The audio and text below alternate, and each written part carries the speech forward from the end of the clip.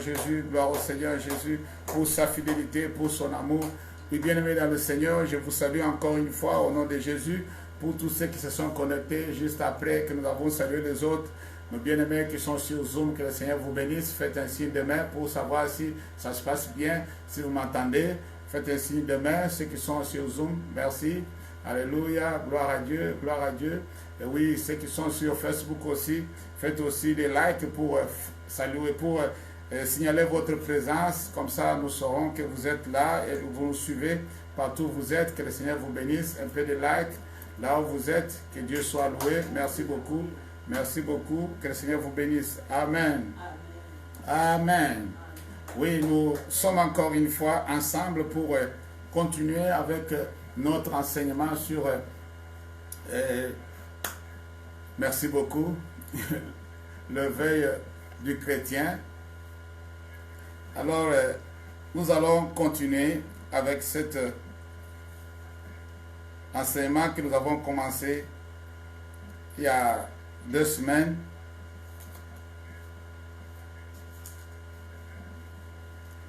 Le réveil du chrétien. Nous allons continuer là où nous nous sommes arrêtés par la grâce de Dieu. Je vais demander à chacun de prendre sa Bible pour pouvoir feuilleter et voir ce que l'Éternel a pour nous ce soir.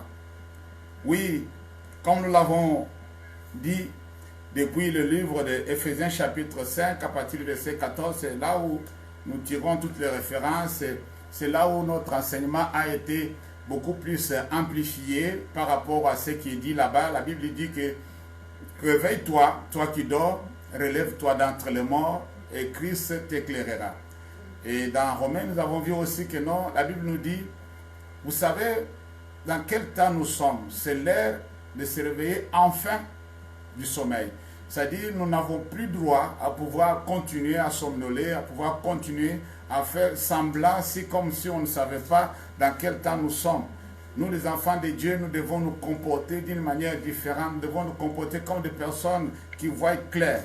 Alors, aujourd'hui, nous allons commencer à lire à partir du verset Éphésiens chapitre 4, plutôt. Éphésiens chapitre... Non, commençons d'abord Éphésiens chapitre 2. Éphésiens chapitre 2 à partir du verset 1er. Nous allons lire Éphésiens chapitre 2 pour continuer avec notre enseignement. À partir du verset 1er, la Bible dit ceci, Éphésiens chapitre 2, verset 1er, jusqu'au verset 10 pour ceux qui écrivent. Éphésiens chapitre 2, du premier verset jusqu'au verset 10. Voilà ce que la Bible dit, je lis au nom de Jésus. Vous étiez morts par vos offenses et par vos péchés, dans lequel vous marchiez autrefois, selon le trait de ce monde, selon les princes de la puissance de l'air, de l'esprit qui agit maintenant dans le fils de la rébellion. Nous tous aussi, nous étions de leur nombre, et nous vivions autrefois selon le convoitise de notre chair, accomplissant les volontés de la chair et de nos pensées. Et nous étions par nature des enfants de colère, comme les autres. Verset 4, c'est là où ça nous intéresse beaucoup, nous allons descendre. Mais Dieu, qui est riche en miséricorde, à cause du grand amour dont il nous a aimés, nous qui étions morts par nos offenses, nous a rendus à la vie avec Christ. C'est par la grâce que vous êtes sauvés. Il nous a ressuscités ensemble et nous a fait asseoir ensemble dans le lieu céleste, soulignez ça, en Jésus-Christ, afin de montrer dans le siècle à venir l'infinie richesse de sa grâce par sa bonté envers nous en Jésus-Christ. Car c'est par la grâce que vous êtes sauvés, par le moyen de la foi, et cela ne vient pas de vous, c'est le don de Dieu. Verset 9. Ce n'est point par les œuvres, afin que personne ne se glorifie. Verset 10, c'est le dernier verset. car nous sommes son ouvrage, soulignez ça, ayant été créés en Jésus-Christ pour les bonnes œuvres, soulignez ça, que Dieu a préparées d'avance afin que nous les pratiquions. Parole du Seigneur. Bien-aimés dans le Seigneur, avant de pouvoir exploiter cette portion des Écritures, j'aimerais nous faire comprendre quelque chose que Dieu m'avait interpellé par rapport à cet enseignement et par rapport à ce que nous venons de lire. C'est alors que nous allons expliquer ce que nous avons commencé à lire. Si nous retournons dans Éphésiens chapitre 5, le verset 14, la Bible dit, c'est pour cela qu'il est écrit. C'est pour cela qu'il est écrit. Soulignez ça. Pourquoi tout ceci a été écrit? Mais on nous montre ici la part que nous avons dans tout ça. On dit, c'est pour cela qu'il est écrit, qu'il est dit plutôt, réveille-toi, toi qui dors, relève-toi d'entre les morts. Soulignez ça, et Christ t'éclairera. Mon problème se pose sur cette phrase, relève-toi d'entre les morts. Nous savons tous naturellement, une personne qui était morte et qui est revenue à la vie, il y a un nom qu'on dit à cette personne. On a toujours dit que cette personne est ressuscitée. Quelqu'un qui était mort, qui est revenu à la vie, on l'appelle un ressuscité. Ça s'est passé dans la vie de Lazare. Nous connaissons tous l'histoire. Lazare était mort. Et Jésus a utilisé un langage avec ses disciples pour dire que non, notre ami Lazare dort. Et ici, on nous dit, réveille-toi, toi qui dors, relève-toi d'entre les morts, Christ t'éclairera. Alors du coup, Lazare dormait. Et Christ est allé loin pour dire à ses disciples que non, allons le réveiller. Et ici, on est en train de parler aux chrétiens que vous devez vous réveiller. Soulignez ça. Vous devez vous réveiller. Et on a, dans le cas de Lazare, on a réveillé une personne qui était naturellement morte. Et lorsque cette personne est revenue à la vie, la Bible dit que Jésus l'a ressuscité. Alors du coup, ici, on nous dit que non, relève-toi d'entre les morts. Alors, la Bible dit, cela veut dire tout simplement que non, sois ressuscité. Sois ressuscité. Alors, je vais dire à quelqu'un ce soir, on ne peut pas demander à une personne de pouvoir être ressuscité si on ne l'a pas donné le pouvoir et l'autorité et la capacité nécessaires pour revenir à la vie. Dieu ne peut pas demander à quelqu'un de pouvoir revenir à la vie s'il ne l'a pas ordonné de pouvoir revenir à la vie. Lazare avait attendu jusqu'à ce que Jésus a appelé afin qu'il puisse revenir à la vie. L'autorité vient de Dieu. Le pouvoir est de Dieu. C'est lui qui a le pouvoir de ressusciter quelqu'un. Quand Dieu nous demande que relevez-vous d'entre les morts, c'est-à-dire soyez ressuscités. Voilà. Dans d'autres termes, soyez ressuscités. Quand il nous demande d'être ressuscités, de se comporter comme des ressuscités, cela veut dire qu'il nous a donné le pouvoir d'être ressuscités. Il a déployé la force, la puissance pour nous ramener à la vie, de la mort où nous étions. C'est ce qui m'a amené à comprendre maintenant le portion des Écritures là où nous venons de lire. Si nous retournons dans Éphésiens chapitre 2, vous allez commencer à voir certaines choses. L'apôtre commence à expliquer un peu notre état, comment nous étions. Il explique depuis le début du chapitre comment nous étions. Il rappelle à chacun de nous son passé. Voilà. Alors chacun de nous se retrouve dans ce que l'apôtre est en train de dire. Il dit que non, nous étions comme ça, comme ça. Il est en train de peindre un peu le tableau de ce que nous étions. Il nous ramène un peu à comprendre l'état où nous étions et l'état où nous sommes actuellement. Alors il dit que nous étions comme ça, comme ça, comme ça, comme ça, comme ça. Il explique toute autre chose. Mais ce qui m'a interpellé, c'est le verset 4. Il dit, mais Dieu, qui est riche en miséricorde, à cause du grand amour dont il nous a aimés, nous qui étions morts par nos offenses, nous a rendus à la vie avec Christ. En d'autres termes, il nous a ressuscités. Il nous a ressuscités avec Christ. Dieu ne nous a pas ressuscités pour rien. Dieu n'a pas déployé ses efforts pour nous ramener à la vie pour rien. Mais il avait un objectif. C'est cet objectif-là que nous sommes en train de voir ensemble.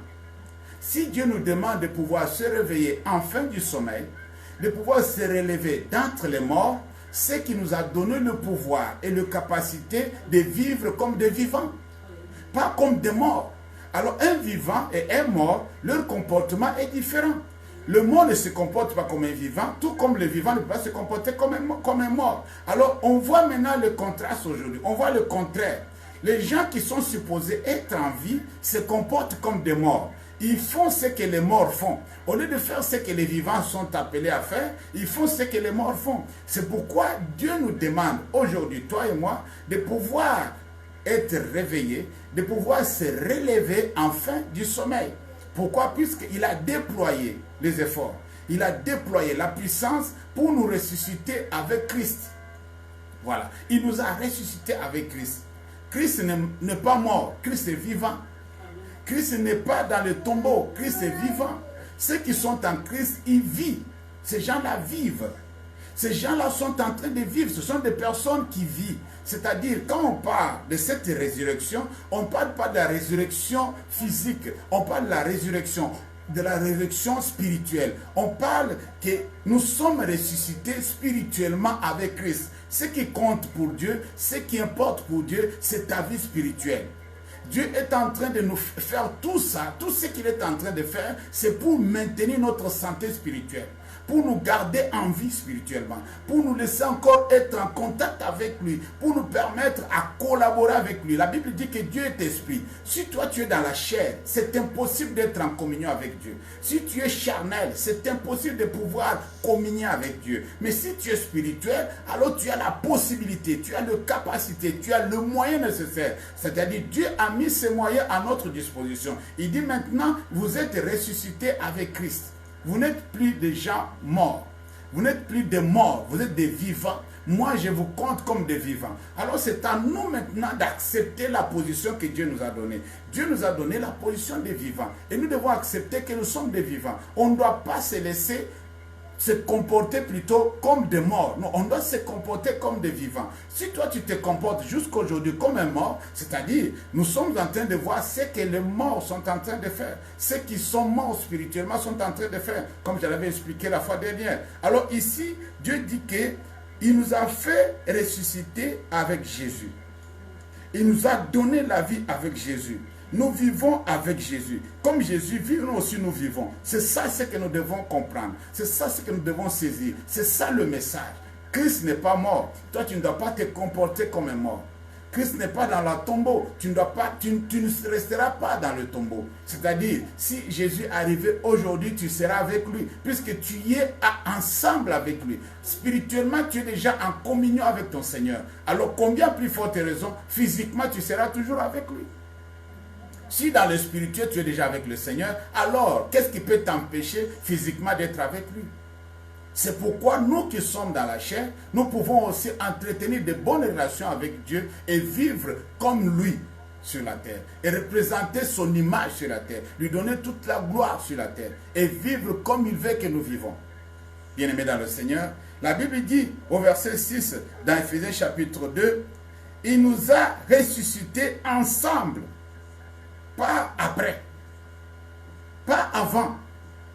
Quand il a ressuscité Christ, il nous a ressuscités aussi. Il nous a ressuscités ensemble.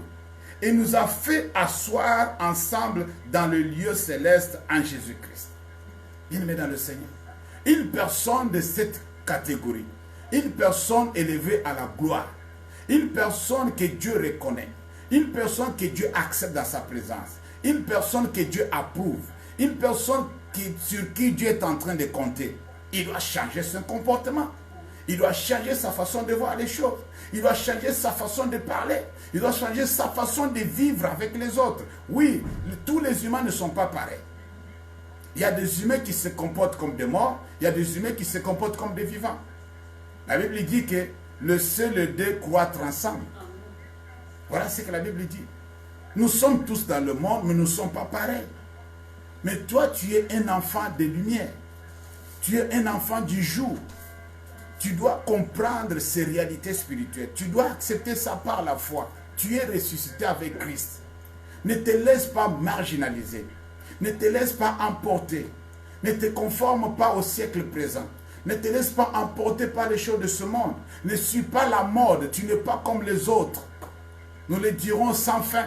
On va toujours vous le répéter. Aussi longtemps que Dieu nous donnera le souffle de vie. Aussi longtemps que Dieu n'a pas encore obtenu ce qu'il attend de toi et de moi. Il va toujours nous le dire et nous le rappeler. L'apôtre Paul dit que non, moi je vais toujours vous rappeler ces choses. Parce que ce sont des choses très importantes. Je vais toujours vous rappeler ces choses. Jusqu'à ce que la parole sera faite chair. C'est-à-dire jusqu'à ce que cela va se matérialiser en vous. Jusqu'à ce que vous allez arriver à comprendre les choses comme Dieu nous a fait comprendre. Jusqu'à ce que vous allez commencer à voir en vous la haine du péché et la crainte de Dieu. C'est des choses qui marchent ensemble. L'objectif de tout ce que nous sommes en train de faire, l'objectif de l'enseignement, c'est pour vous amener à craindre Dieu, à voir la crainte de Dieu, pour vous amener à voir la haine du péché. C'est la seule chose que Dieu nous a demandé de pouvoir haïr dans le monde. Il ne nous a pas demandé d'haïr nos prochains, mais d'haïr les péchés. Nous devons haïr les péchés dans toutes ses formes. On ne doit pas entretenir le péché dans notre vie. Oui, bien-aimés dans le Seigneur, nous sommes ressuscités avec Christ. Nous devons accepter cette position. Nous devons accepter cette réalité et cette vérité. C'est la vérité, nous sommes réellement ressuscités avec Christ. Puisque regardez, à partir du verset 1er, il nous a montré comment nous étions. Nous étions comme ça. Autrefois, voilà comment on se comportait. Voilà comment on agissait. Voilà comment on marchait. Mais, après nous avoir ressuscités avec Christ, après nous avoir rachetés de notre vaine manière de vivre, Dieu nous a placés comme des vivants. Dieu nous compte parmi les vivants. Il nous compte parmi ses enfants. Et nous devons accepter cette position qu'il nous a donnée, cette nouvelle position qu'il nous a donnée. La Bible dit au verset 7, « Afin de montrer dans le siècle à venir l'infinie richesse de sa grâce par la bonté envers nous en Jésus-Christ. Car c'est par la grâce que vous êtes sauvés, par le moyen de la foi, et cela ne vient pas de vous, c'est le don de Dieu. » Imaginez-vous, le fait d'être assis avec Christ, c'est un don. Personne ne l'a mérité.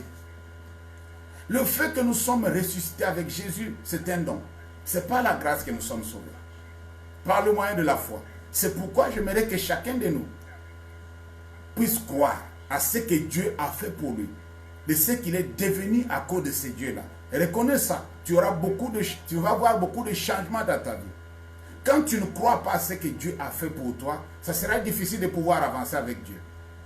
La Bible dit, sans la foi, il est impossible, je dis bien impossible, de lui être agréable.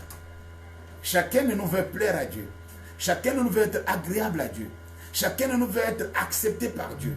Mais il faut avoir la foi dans ce qu'il dit qu'il a fait pour toi, dans ce qu'il dit qu'il a accompli pour toi, dans la position qu'il t'a positionné. Il t'a donné une position.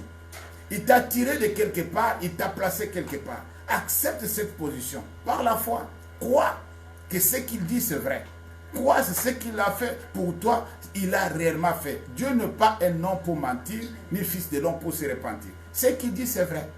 Dans sa bouche, il n'y a que la vérité. La Bible dit que nous avons contemplé sa gloire. La gloire comme d'un fils unique venu de Dieu, plein de vérité. Plein de vérité.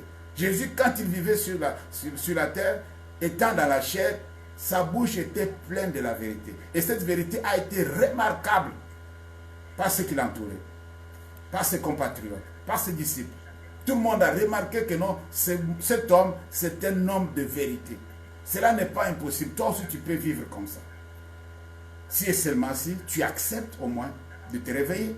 Si seulement si tu acceptes que tu es ressuscité. C'est pourquoi il te recommande, relève-toi d'entre les morts.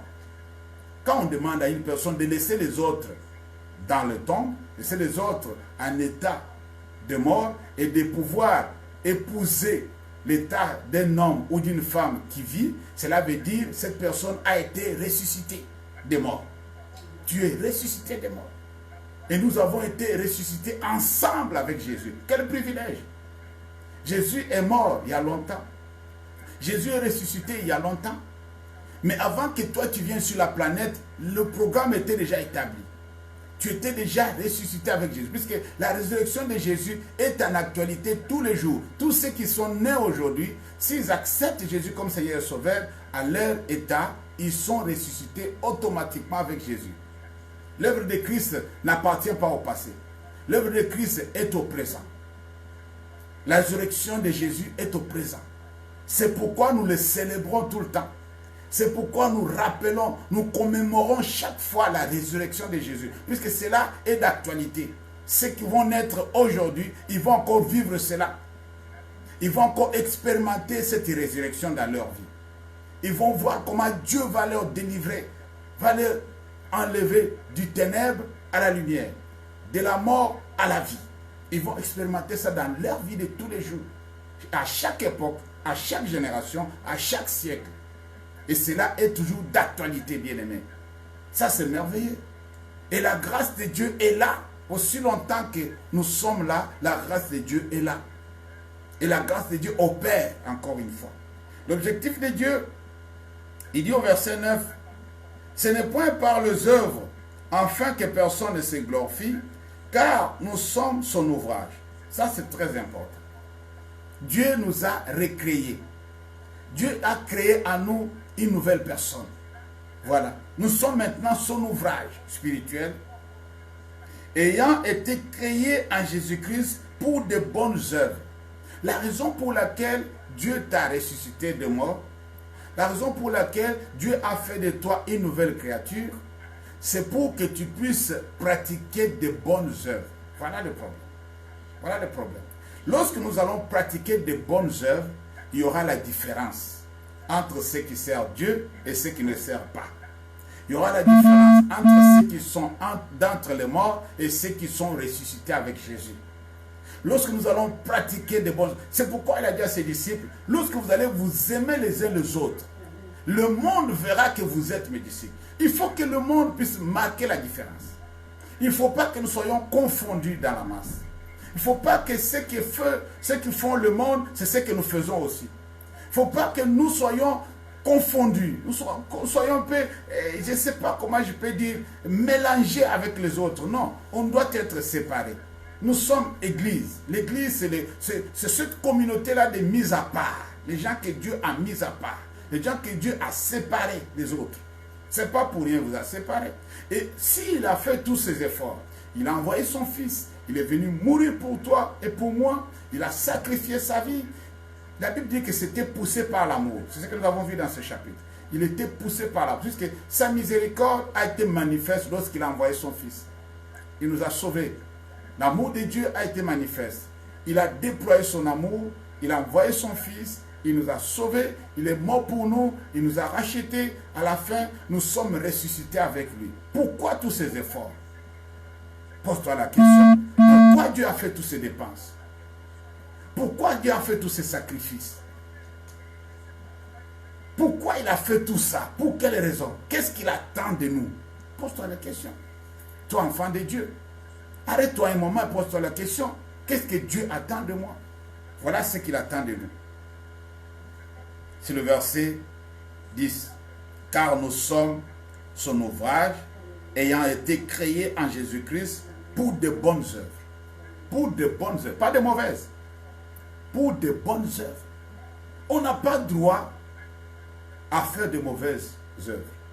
Les œuvres que nous allons faire, ce que nous allons construire en étant sur la planète, ce sont de bonnes choses. Nous allons faire du bien, voilà. Nous allons faire de bonnes choses, des choses qui vont être marquées. On voit que non, la personne qui l'a faite, c'est une personne vraiment venue de Dieu. Souvenez-vous de ce que Dieu a fait au commencement. La Bible dit que tout ce qu'il avait créé, toute son œuvre, était bon. Tout était bon. Il n'avait pas fait une mauvaise chose. Alors, il veut aussi que nous, comme instant de petits dieux, tout ce que nous allons créer, tout ce que nous allons mettre en place, tout ce que nous allons faire sur la planète, doit être de bonnes œuvres. Je dis bien de bonnes œuvres, pas de mauvaises, de bonnes œuvres. Oui, nous sommes appelés à de bonnes œuvres. Ces œuvres-là, la Bible dit ceci. Les œuvres que Dieu a préparées d'avance afin que nous les pratiquions. Vous savez, Dieu a attendu longtemps. Il a attendu longtemps. Quand il a créé l'homme dans le jardin, il s'attendait à de bonnes choses. Il s'attendait à de bonnes œuvres. C'est la raison pour laquelle il a créé l'homme. Pour le représenter, pour cultiver le jardin et l'entretenir. Et pour être aux commandes de tout. Il attendait d'Adam et Ève de bonnes œuvres. Et lorsque ils ont péché contre Dieu, lorsqu'ils ont failli à leur mission, Dieu, il a réservé ça pour ceux que Jésus va ressusciter un jour. Parmi ces gens-là, c'est toi et moi. Voilà. Alors, nous devons commencer là où Adam s'est arrêté. Toi et moi, nous allons faire de bonnes œuvres qu'Adam et Ève n'ont pas pu faire. Jésus est venu pour mettre fin à la malédiction, mettre fin au péché et nous donner libre accès et nous permettre de faire de bonnes œuvres. La Bible dit que Dieu avait préparé ça d'avance. D'avance. Pour que nous le pratiquions. On doit le pratiquer. Voilà. Nous qui sommes en Christ, nous que Jésus a sauvés. Nous les gens que Christ a ressuscités. Nous les gens qui vivons spirituellement. Nous qui comprenons quand même le prémisse de la puissance de Dieu. Bien-aimés dans le Seigneur, nous avons été destinés. Nous avons été préparés. Dieu attend beaucoup de choses de nous, de cette génération. Il attend beaucoup de choses. Il veut voir ce que lui avait recommandé à l'homme se faire par l'homme. Par lui-même. Ce qu'il a fait, c'est grandiose, c'est formidable. Il nous a sauvés, il nous a délivrés. Nous sommes vendus au diable, il nous a rachetés. Gloire à Dieu. Il a versé son sang, le sacrifice ultime. Il est mort à la croix, tout nu, à cause de toi, à cause de moi. Mais aujourd'hui, il nous demande une chose. En retour plutôt, toi et moi, nous devons pratiquer de bonnes œuvres que lui avait déjà prédestinées. Il avait déjà préparé pour que cela soit pratiqué. Bien-aimés dans le Seigneur, Dieu, ce n'est pas un Dieu d'échec. Quel que soit ce que le diable fait, notre Dieu est toujours victorieux. Oui, toi tu peux faire ce qu'Adam et Ève n'ont pas pu faire. Tu es capable. Jésus nous a montré l'exemple. Tu es capable, bien-aimé. Tu es à la hauteur. Tu as toutes les possibilités. Tu as toutes les capacités. Nous sommes capables, bien-aimé, de beaucoup de choses. Nous renfermons le trésor de Dieu. Nous renfermons la puissance de Dieu. Nous renfermons la bonté de Dieu. La bonté de Dieu doit être exprimée à travers nous. À travers nous, Dieu va être vu d'une autre dimension. Nous sommes capables de faire beaucoup de choses au-delà de ce que nous pouvons penser. Nous sommes capables de beaucoup de choses si et seulement si nous nous comportons comme des vivants. Si nous acceptons que nous sommes ressuscités. Si nous acceptons que nous avons changé de vie. Si nous acceptons que nous ne sommes pas comme les autres. Si on ne suit pas les autres derrière. Si on se focalise sur l'essentiel. Bien-aimés, réveillons-nous. C'est le temps de pouvoir se réveiller. Nous renfermons le trésor de Dieu. Nous avons la potentialité hors de commun. Nous sommes capables de faire de bonnes choses. Je vous dis bien de bonnes choses. Nous avons cette possibilité-là. Et Dieu veut voir dans notre génération des gens pratiquer ce qu'il avait déjà préparé d'avance. Que cela soit pratiqué. Il veut voir cela aujourd'hui. Les gens sont en train de pratiquer cela. Et ça va lui faire plaisir. Ça va lui faire la joie. C'est la raison pour laquelle il nous a créés. C'est la raison pour laquelle il nous a placés là où toi et moi on se trouve. Bien-aimés, disons encore Colossiens chapitre 3, à partir du verset 1er. Colossiens chapitre 3, à partir du verset 1er jusqu'au verset 4. La Bible dit ceci. Si donc vous êtes ressuscités avec Christ, ça c'est conditionnel. Si vous reconnaissez, si vous êtes sûr que vous êtes ressuscité avec Christ, c'est déjà un premier pas. Ici, l'apôtre dit, il met ça conditionnel. Si donc vous êtes ressuscité avec Christ, virgule, cherchez des choses d'en haut. Cherchez les choses d'en haut. Le Seigneur nous donne encore l'occasion, on va commencer à décortiquer, à expliquer les choses d'en haut, les choses que nous devons chercher d'en haut, pas d'en bas. Il y a des choses en bas, il y a des choses en haut. Si le haut existe, le bas aussi existe. S'il y a des choses en bas, mets-toi dans ta tête qu'il y a aussi des choses en haut. Eh oui. Ne pensez seulement pas à ce que tu vois autour de toi, les choses d'en bas. Tu es frappé par ce que tu vois, mais ce que tu ne vois pas, tu n'es pas influencé par. C'est ce que Dieu veut nous interpeller. Ce qui est spirituel est beaucoup plus réel que ce qui est physique. Ce que nous voyons ici, c'est passager. Voilà ce que la Bible dit. Cherchez les choses d'en haut, où Christ est assis à la droite de Dieu. Voilà là où viennent les choses. Nous sommes tous à la recherche de certaines choses. Qu'est-ce que toi et moi nous sommes en train de chercher? Ce que nous cherchons, ça vient d'en bas ou bien ça vient d'en haut? C'est ça le problème. Ce que toi et moi nous sommes en train de chercher, ça émane d'où? La provenance, la source, ça vient d'où? Ce qui nous fait des soucis là, la chose qui fait qu'on ne peut pas dormir tranquillement, on cherche avec persévérance, on dort tard, on se réveille tôt. Qu'est-ce que nous cherchons? C'est les choses d'en bas ou les choses d'en haut? Point d'interrogation. Affectionnez-vous, le verset 2, aux choses d'en haut. Non seulement on doit les rechercher, on doit s'affectionner, on doit s'habituer, on doit être familier aux choses d'en haut. On doit se familier à ces choses-là. Affectionnez-vous, oui, aux choses d'en haut et non à celles qui sont sur la terre. Comme je vous dis, il y a des choses sur la terre, il y a des choses aussi d'en haut. Et toutes ces choses, tu dois les connaître. Toi, tu n'es pas comme un païen qui ne connaît pas Jésus, qui ne connaît pas Dieu, qui est seulement focalisé sur les choses d'en bas de la terre, mais tu es une personne qui connaît c'est d'en bas et c'est d'en haut. Tu as des capacités. Tu as reçu ce privilège-là de connaître les choses qui viennent d'en bas et les choses qui viennent d'en haut. Et on te demande de pouvoir chercher les choses d'en haut, de s'affectionner, s'habituer, se familiariser les choses d'en haut. La Bible dit au verset 3, quand vous êtes morts, oh oui, ah oui, ah oui, vous êtes morts. Cette mort n'est pas par rapport à quoi que ce soit, mais par rapport au monde, au système de ce monde. Vous êtes morts par rapport à ça. C'est-à-dire, ce qui se passe dans le monde ne doit pas vous affecter. Ce qui se passe à travers le monde, ce que nous vivons dans le monde ne doit pas nous influencer. Puisque ce que nous faisons aujourd'hui en tant que des vivants physiques, ça n'affecte pas ceux qui sont déjà au cimetière. Ils sont indifférents. Ils sont séparés. La crise que nous allons vivre, nous, sur la terre, n'a rien à voir avec ceux qui sont dans des tombes. N'a rien à voir. Ils s'en foutent. Vous les humains, vous êtes en crise, mais non, chez nous, la crise n'existe pas. Voilà.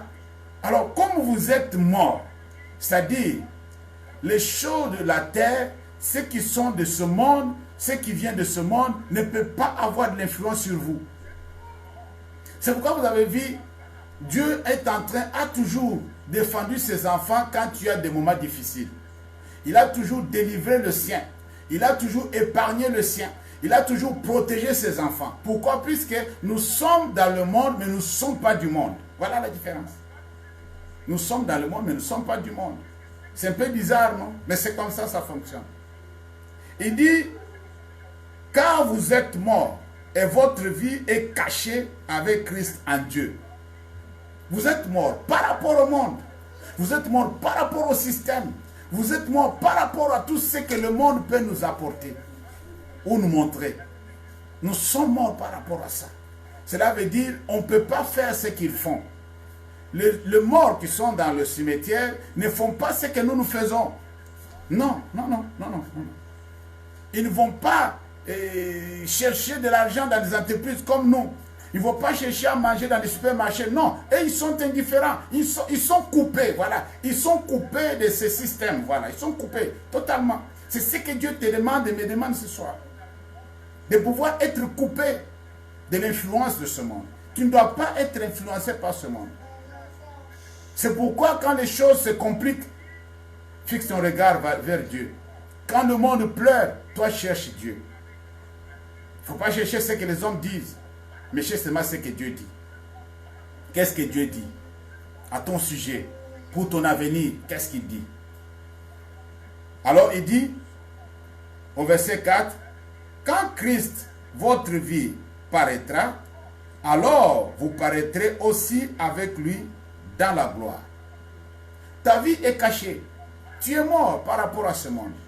Tu es mort par rapport au système. Tu es mort par rapport au péché. Voilà ce que la Bible dit. Ta vie est cachée en Christ. Par rapport au péché, toi tu ne vis pas. Tu es mort. Un mort ne commet plus de péché. Voilà.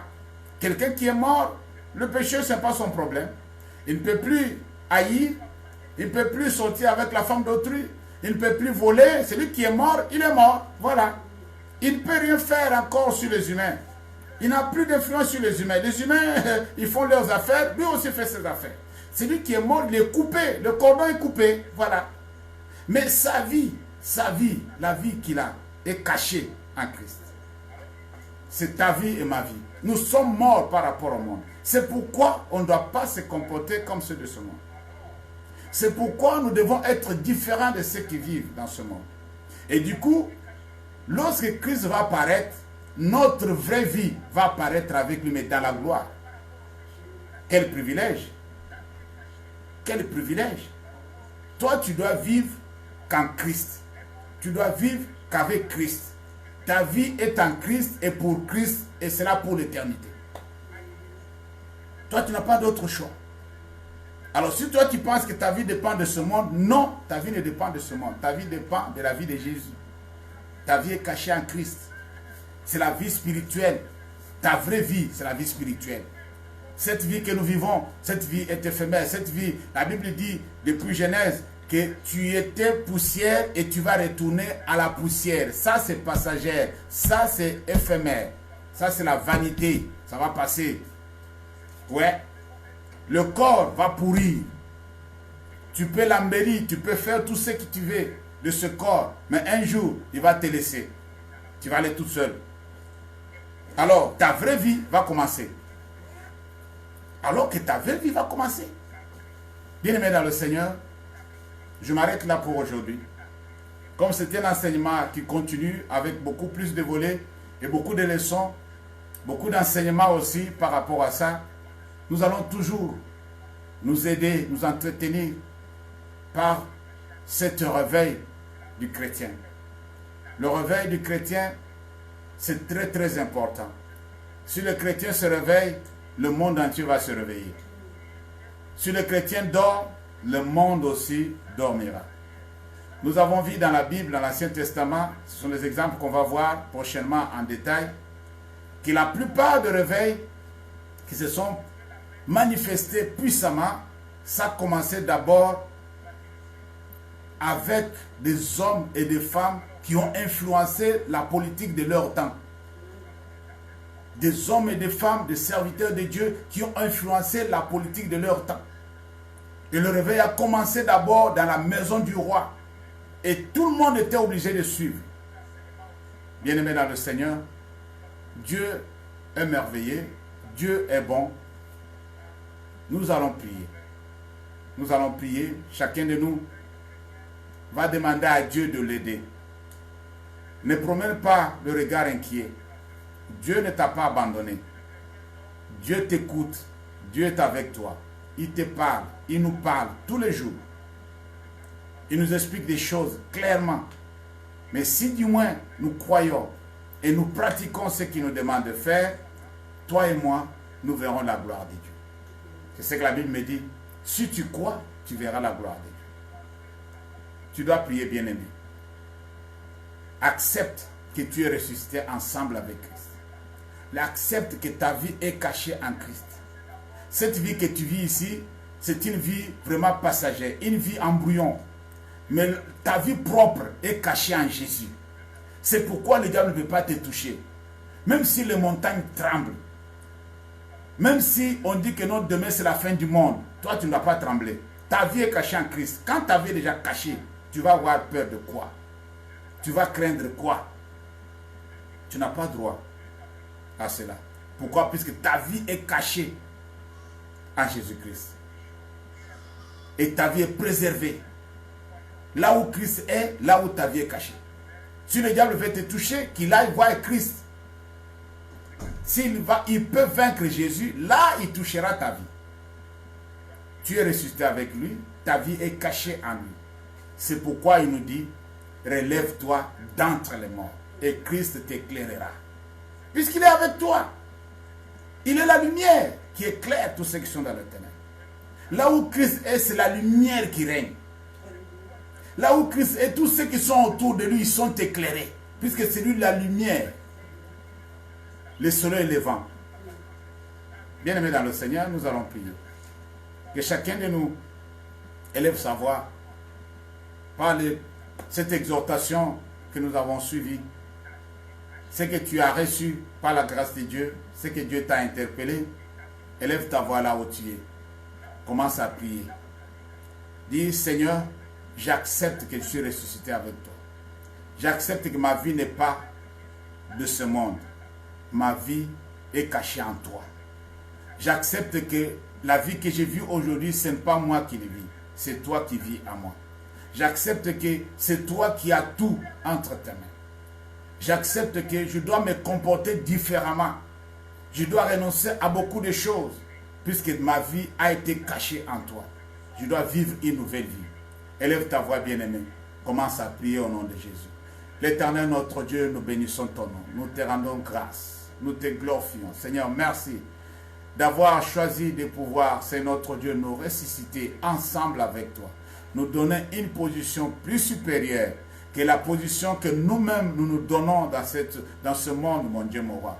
Nous nous comparons aux autres. Nous nous prenons sur le même niveau. Mais toi, tu nous dis non. Notre vie est cachée en toi. Notre vie est là-bas au ciel. Notre vie est au-dessus. Là où Christ est. Christ n'est plus sur la terre physiquement. Christ est dans le ciel. Et notre vie est cachée en Christ. Seigneur, merci.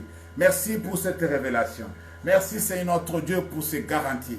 Merci pour tous ces encouragements, mon Dieu, mon roi. Afin que personne d'entre nous ne puisse promener le regard inquiet, ne puisse, Seigneur notre Dieu, commencer à pleurnicher, commencer à s'inquiéter, mais qu'il puisse s'accrocher, c'est notre Dieu, et demeurer fidèle, et demeurer, c'est notre Dieu, dans la vérité que toi tu as établie. Oh, tu as pris notre vie, c'est notre Dieu. Tu nous as ressuscités avec Jésus. Tu n'as pas voulu qu'on reste encore de mort spirituelle. Tu nous as ressuscités. Tu as caché notre vie en Jésus-Christ. Tu nous as ressuscités avec lui. Oui, comme Christ vit, nous vivons aussi. Et nous vivrons encore pour l'éternité. Puisque Christ ne meurt plus et nous aussi non plus. Oh Père éternel, nous te disons merci. Même si nous allons nous débarrasser de ce corps, nous serons toujours en vie. Nous allons toujours régner. Nous allons toujours resplendir, mon Dieu, mon roi, dans la gloire. Oui, ta gloire sera manifeste encore une fois dans notre vie. Personne, c'est notre Dieu, ne verra, c'est la corruption. Personne ne verra, mon Dieu, mon Créateur, la perdition. Mais tous, nous verrons, c'est notre Dieu, la gloire de notre Dieu. Oui, tu vas encore une fois nous positionner. Tu vas encore une fois nous donner encore une fois une position plus supérieure, mon Dieu, mon roi. Cette position qui va encore une fois nous donner encore une fois les capacités, mon Dieu, mon roi, de contempler ta gloire. Seigneur, viens à notre secours, dans nos faiblesses, dans nos incapacités, Seigneur. Nous avons besoin d'être soutenus. Nous avons besoin d'être équipés. Nous avons besoin d'être orientés dans le nom puissant de Jésus. Seigneur, j'ai besoin de toi ce soir. Permets que ta parole, mon Dieu, mon roi, puisse produire des fruits et des fruits qui demeurent, mon Dieu, mon roi, dans la vie de tes enfants. Au nom puissant de Jésus. Que tout un chacun de nous qui a écouté cette parole, c'est notre Dieu. Que sa vie ne reste plus la même. Que sa vie change, mon Dieu, mon roi. Que sa vie soit transformée. Dieu mon Créateur, pour accepter, c'est notre Dieu, ce que toi tu as fait pour nous, pour reconnaître, mon Dieu, mon roi, pour commémorer le roi de gloire, le sacrifice que tu as fait pour nous, dans le nom puissant de Jésus qui nous sauve. Sois béni à jamais notre Père, notre Dieu, sois glorifié le roi de gloire, sois célébré l'insondable, redoutable. Tu es l'unique dans ton genre, Seigneur, tu es le seul maître, tu es le seul Dieu. Que ton nom soit glorifié, Jésus, que ton nom soit béni, Yahweh, que ton nom soit célébré, incomparable et redoutable, dans le nom puissant de Jésus qui nous sauve. Oh, bien-aimés dans le Seigneur, nous allons prier.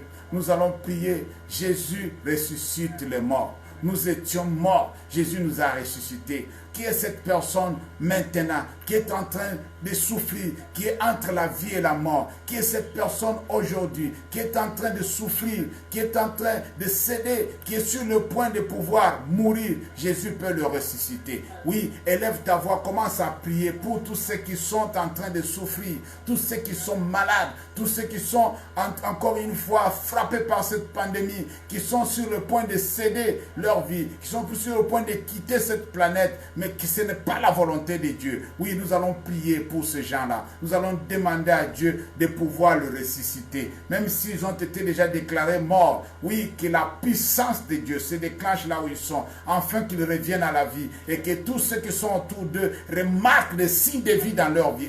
Élevons nos voix, notre Père, notre bien-aimé. Élevons nos voix. Prions pour tous ces bien-aimés. Prions pour tous ces gens, oh, je ne sais pas où, à travers le monde entier, qui sont entre la vie et la mort. Prions pour eux, au nom de Jésus. Éternel notre Dieu, nous demandons, c'est notre ta grâce.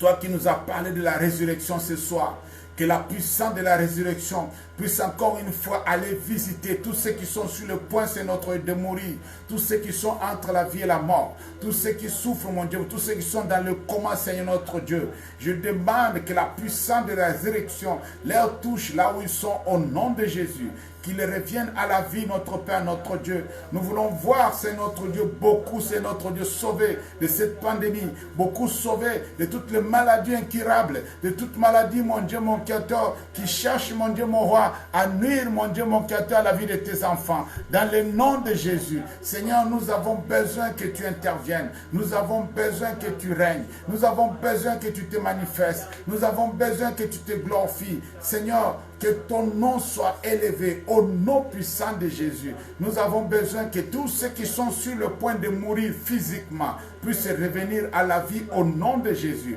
Voilà notre prière ce soir, mon Dieu, mon roi. Dans n'importe quel coin de la planète, mon sauveur, mon roi. Tous ceux qui sont sur le point de mourir.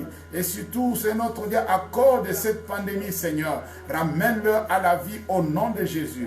Tous ceux qui sont dans le coma, même pour d'autres cas, c'est notre Dieu. Même pour d'autres maladies, c'est notre Dieu incurable. Tu es le seul qui peut, c'est notre Dieu, les sauver. Tu es le seul qui peut le délivrer. Tu es le seul qui peut le donner, c'est notre Dieu, la vie. Et la vie en abondance. Au nom puissant de Jésus qui nous sauve, sois béni notre Père, notre Dieu. Alléluia.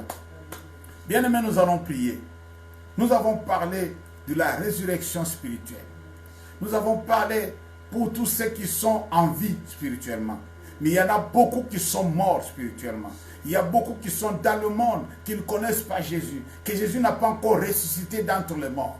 Que Jésus n'a pas encore, qui n'ont pas encore accepté le sacrifice de Christ, qui n'ont pas encore reçu comme Seigneur et Sauveur. Toi et moi, nous allons prier pour ces gens-là. Nous allons prier pour tous ceux qui sont encore dans le ténèbre, tous ceux qui sont encore en train de se laisser emporter par les choses de ce monde, tous ceux qui vivent encore dans le péché. Élève ta voix, bien-aimé, demande à Dieu de pouvoir les sauver. Demande à Dieu, supplie Dieu qu'il y ait des âmes qui soient sauvées, qu'il y ait des âmes délivrées, qu'il y ait des personnes, même des chrétiens qui vont renoncer à la vie des péchés et s'accrocher à la vie de Dieu, s'accrocher à faire du bien, à s'accrocher à faire de bonnes œuvres. Élève ta voix, commence à prier pour ces gens-là. Que Dieu les sauve, que Dieu les délivre de la puissance du péché, que Dieu leur donne l'accès avec le Saint, que Dieu leur donne la position qu'il faut pour que Dieu a prédestiné pour chacun de nous. Oui, prions pour tous ceux qui vivent encore dans le péché, tous ceux qui n'ont pas encore reçu Jésus comme Seigneur et Sauveur. Élève ta voix, bien-aimé, commence à prier. Même si ces gens-là se trouvent dans ta famille, c'est le moment de pouvoir élever ta voix. C'est le moment de pouvoir élever ta voix pour demander que Dieu intervienne, pour demander que sa volonté soit faite. Prions dans le nom de Jésus. Oh Père éternel, nous prions pour tous ceux qui ne te connaissent pas, pour tous ceux qui n'ont pas encore accepté, mon Dieu, mon roi, les dons gratuits du salut, mon Dieu, mon roi, les dons gratuits du salut, Père éternel. Oui, la Bible dit que c'est par la grâce que nous sommes sauvés. Oh Père éternel, j'aimerais que ta grâce soit aussi répandue pour tous ceux qui sont encore une fois dans le monde, tous ceux qui vivent dans le ténèbre, tous ceux qui vivent dans le péché, mon Dieu, mon mon roi, tous ceux qui sont au service du diable maintenant. Seigneur, j'ordonne et je demande au nom de Jésus qu'ils soient sauvés, qu'ils soient délivrés. Tu es capable de les toucher, mon Dieu, mon roi. Tu es capable de les ramener, Seigneur, du ténèbre à la lumière, dans le nom de Jésus. Tu es capable de leur donner, Seigneur notre Dieu, Père très saint, Seigneur notre Dieu, libre accès, mon Dieu, mon roi, dans ta présence. Voilà pourquoi nous te demandons de pouvoir le ressusciter aussi, Seigneur Jésus. Comme tu nous as ressuscités, tu nous as fait voir que nous étions comme eux. Oh mon Dieu, mon roi, ceux-là, c'est notre Dieu, que tu as dit dans ta parole. Je prie pour eux, c'est notre Dieu. Ceux qui sont encore sous la colère de Dieu, ceux qui sont encore des fils de la colère, des enfants de la colère, Seigneur, je prie pour eux, que ta colère puisse se dissiper, que tu puisses les accepter, que tu puisses les sauver, Seigneur Jésus. Même dans nos familles, Père éternel, même dans notre communauté, Père très saint, dans cette ville de Clermont-Ferrand, Seigneur, nous voulons que les gens soient sauvés, nous voulons que les gens soient délivrés de la puissance du péché. Père éternel, même dans toute la France, mon Dieu, mon roi, dans toute l'Europe, mon sauveur, mon roi, oh, dans le monde entier, en Amérique, en Asie, Père très saint, en Afrique, Père très saint, je prie que tous ceux qui vivent dans le ténèbre, tous ceux qui vivent dans le péché, Seigneur, soient sauvés. Ce n'est pas pour rien que tu as donné ta vie à la croix, Seigneur. Prends pitié, notre Père, notre Dieu. Tu es un Dieu miséricordieux. Je prie pour ces gens-là, Seigneur, ce soir, qu'ils soient sauvés. Pour le salut des âmes, mon Dieu, mon roi. Pour le salut des âmes, Père éternel. Oh, nous devons de peupler le royaume des ténèbres. Pour peupler le royaume des cieux. Père éternel, c'est ta volonté que beaucoup soient sauvés et que plusieurs parviennent à la connaissance de la vérité. Voilà pourquoi je prie ce soir. Pour que ces gens-là, pour que ce bien-aimé-là, qui vivent dans le péché, mon Dieu, mon roi, qui ne te connaissent pas, Seigneur, qu'ils soient sauvés au nom de Jésus. Tu es mort aussi pour eux, Seigneur. Tu t'es sacrifié pour eux. Tu t'es sacrifié pour eux, Seigneur Dieu de gloire, pour que le monde soit sauvé, sans exception, mon Dieu, mon roi. Tu es mort pour que le monde soit sauvé. C'est pourquoi nous te demandons, dans le nom de Jésus, de pouvoir, c'est notre Dieu, intervenir, de pouvoir se manifester au nom puissant de Jésus. Alléluia. Bien-aimés, nous allons prier pour tous les enfants. Nous allons prier pour tous les enfants. Le monde dit que non, cette maladie n'attrape pas les enfants. Le diable est rusé. Nous allons prier, nous allons demander la main de Dieu sur tous nos enfants et les enfants du monde entier. Nous allons demander la protection de Dieu sur les enfants. Il y a beaucoup de messages qui sont sortis, que nous avons reçus de nos bien-aimés, nous montrant que les enfants seront aussi attaqués. Nous allons demander à Dieu de protéger les enfants. Que rien ne puisse arriver aux enfants innocents, que ce soit des enfants des chrétiens ou des enfants des païens. Les enfants sont innocents. Ce sont des créatures de Dieu. Oui, nous allons demander la main de Dieu sur tous les enfants d'une manière générale, sans exception. Nous avons aussi des enfants. Même ceux qui ne connaissent pas Dieu, ils ont des enfants. Et ces enfants sont innocents. Dieu a un plan pour ces enfants. Nous étions aussi enfants. On ne savait pas, on devrait être aujourd'hui enfants de Dieu. Oui, nous allons prier pour tous les enfants du monde entier. Même les enfants de païens peuvent devenir des chrétiens demain. C'est pourquoi toi et moi, nous allons élever nos voix. Demandons la protection de Dieu, la paix de Dieu sur les enfants.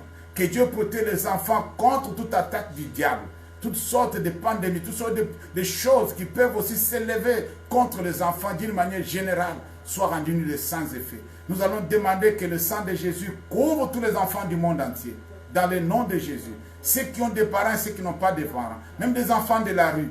Tous les enfants soient protégés. Élève ta voix bien-aimée là où tu es. Commence à prier pour les enfants du monde entier. Pour tous ceux qui sont innocents. Les enfants qui ne savent pas encore qu'est-ce qu'il faut faire dans la vie. Mais qui sont exposés. Qui sont en risque. Élevons nos voix. Prions au nom de Jésus. Seigneur, nous te recommandons les enfants du monde entier. J'utilise mes propres enfants comme point de contact, mon Dieu, mon roi. Que tous ceux de leur âge, Seigneur, à travers le monde, Père éternel, qui sont en train d'être exposés, mon Dieu, mon roi, qui sont en train d'être vulnérables, Père éternel. Seigneur, je te demande, dans le nom de Jésus, de pouvoir, c'est notre Dieu, protéger ses enfants, de pouvoir épargner ses enfants de toute pandémie, de toute épidémie, toutes sortes de contagions, mon Dieu, mon roi. Ces enfants innocents doivent grandir, doivent te donner gloire demain, c'est notre Dieu. Ces enfants qui sont en train d'expérimenter cette situation historique, mon Dieu, mon roi, beaucoup d'entre eux, c'est notre Dieu, reconnaîtront qu'il y a un Dieu quelque part qui a agi. Oh Père éternel, souviens-toi, tu as dit aux enfants d'Israël que vous allez dire ceci à vos enfants, vous allez rappeler ces choses à vos enfants, vous allez leur expliquer ce que je fais, afin qu'ils puissent me craindre, afin qu'ils puissent continuer à demeurer dans ma présence. Seigneur, nous prions pour les enfants, mon Dieu, mon roi, des enfants des chrétiens comme des enfants de païens. Je prie dans le nom de Jésus que ta divine protection, c'est notre Dieu, soit tous les enfants, mon Dieu, mon roi, au nom de Jésus, que tous les enfants soient protégés divinement parlant. Au nom de Jésus, la Bible me dit que si l'Éternel ne protège pas, celui qui protège, protège en vain. Si l'Éternel ne veille pas, celui qui veille, veille en vain. C'est pourquoi je t'en supplie, Seigneur Jésus, veille sur les enfants, mon Dieu, mon roi. Tous les enfants, c'est notre Dieu sur la planète. Tous les enfants que tu as donnés aux humains, c'est notre Dieu. Tous ceux que tu as permis qu'ils soient nés, c'est notre de notre génération. Je prie dans le nom de Jésus, que ta protection soit sur eux, que ta grâce se manifeste au nom de Jésus, que tous les plans de l'ennemi façonnés contre les enfants soient rendus nuls sans effet au nom de Jésus. Partout où les enfants se trouvent, même ceux qui sont avec des parents, même ceux qui sont abandonnés, Seigneur, mais que ta protection soit sur eux. C'est toi qui veilles sur les enfants à travers le monde entier. C'est toi qui veilles sur les enfants, mon Dieu, mon roi, dans le nom puissant de Jésus qui nous sauveur. Seigneur, agis, glorifie ton nom, Père, glorifie ton nom, le roi de gloire. Agis en maître, mon sauveur, mon roi. Manifeste ta puissance. Montre-nous, Seigneur, que c'est toi qui les as donné la vie. C'est toi qui les as donné la possibilité de naître, mon Dieu, mon roi. C'est toi qui les as menés à la vie, Père éternel. Si ce n'était pas toi, qui d'autre, mon Dieu, mon roi? C'est toi qui protèges l'enfant. Depuis, c'est notre Dieu, le ventre de sa maman. Depuis, c'est notre Dieu, le ventre de sa maman, tu le protèges jusqu'à la naissance, mon Dieu, mon roi. Combien plus forte raison lorsqu'il est déjà Père très saint, oh mon Dieu, mon roi, un homme, une femme, Père très saint, lorsqu'il est déjà né, c'est notre Dieu. Toi, tu prends le relève, mon sauveur, mon roi, encore pour protéger, encore pour garder, encore pour épargner. Seigneur, que ton sang, c'est notre Dieu, se répand sur les enfants du monde entier, dans le nom puissant de Jésus. Que toute arme forgée contre les enfants soit rendue nulle sans effet. Toutes les langues qui s'élèvent contre les enfants, je les condamne au nom de Jésus. Que tous ceux dans le monde du ténèbre sont en train de planifier, sont en train de faire des choses contre les enfants de cette génération. Seigneur, je rends cela nul et sans effet au nom de Jésus. Ô Père éternel, que ce soit dans des écoles, mon Dieu, mon roi, que ce soit à la maison, que ce soit dans des parcs, Père éternel, que rien ne puisse notre toucher les enfants de cette génération au nom de Jésus. Préserve-leur, mon Dieu, mon roi, comme tu as préservé beaucoup contre cette pandémie, Seigneur. Tu es capable d'épargner encore une fois les enfants. Ça, c'est un miracle, mon Dieu, mon roi, que tu as épargné les enfants du monde entier à ne pas subir, c'est notre Dieu, Père très saint, cette pandémie, Père éternel. Seigneur, que ta protection continue sur eux. Le monde pense que c'est un hasard, mais toi, tu sais ce que tu as fait. Tu sais ce que tu as fait. Tu sais ce que tu as fait, Seigneur. Continue à les protéger, continue à les garder, continue à leur permettre encore une fois à vivre, à persévérer, à grandir dans le nom puissant de Jésus qui nous sauve. Merci, Seigneur, pour ta grâce. Merci pour ton amour. Merci pour ta bonté, Seigneur. Que la gloire et l'honneur te soient rendus, notre Père, notre Dieu, au nom puissant de Jésus. Alléluia. Alléluia. Alléluia. Seigneur, nous te disons merci. Nous te rendons grâce pour ce temps passé dans ta présence. Merci pour ce privilège que tu as donné à mon frère et à ma soeur d'être connectés ce soir et de pouvoir partager, Seigneur notre Dieu, ce moment merveilleux dans ta présence. Merci, Seigneur. Nous croyons que tu seras encore avec nous, Seigneur notre Dieu, le jeudi à 21h30 pour ta gloire et pour ton honneur. Seigneur, merci. Même pendant cette période difficile, tu nous aides encore une fois à consolider l'amour, à consolider l'unité de l'esprit, à prier ensemble, Seigneur, à se connecter par les moyens que tu as permis pour que nous puissions, c'est notre Dieu, continuer à te donner toute la gloire et l'honneur. Merci, Seigneur, pour ta parole. Merci Jésus pour tout un chacun que tu as touché ce soir par cette parole. Que la gloire et l'honneur te soient rendus. Nous recommandons cette union entre tes mains, Seigneur. Que personne ne soit perturbé dans son sommeil, Seigneur. Toutes sortes de cauchemars, toutes sortes de mauvais rêves soient rendus nuls sans effet au nom de Jésus. Que nous puissions dormir en paix, Seigneur. Nous avons besoin de la visitation du Saint-Esprit.